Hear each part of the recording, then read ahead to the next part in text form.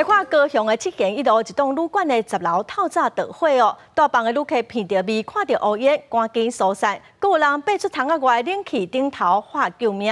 这场火灾造成1个人死亡，3个人送病院。这个死者已经住伫旅馆将近3个月了，火是对伊的房间传出来，目前搁调查着火原因。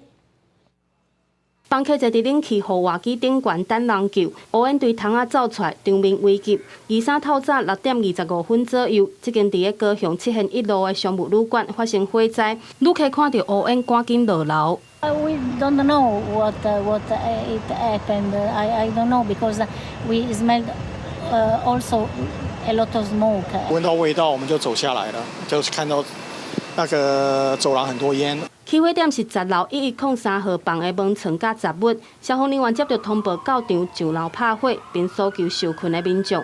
除了坐伫護外機頂懸的2個人，佮發現對8月就住伫這1103號房的房客，疑似起火了後逃往1105號房倒地昏迷，送醫了後宣告不治。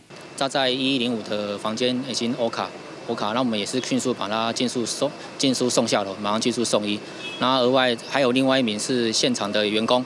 他初期有做滅火動作，做滅火動作可能滅火完到了櫃台的時候，就是突然間感覺身體有點不適。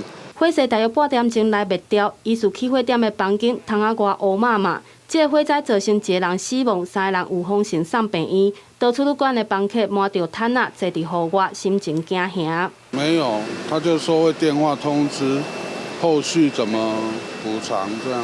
旅館業者並無到場，到櫃台人員協助房客辦退房等作業。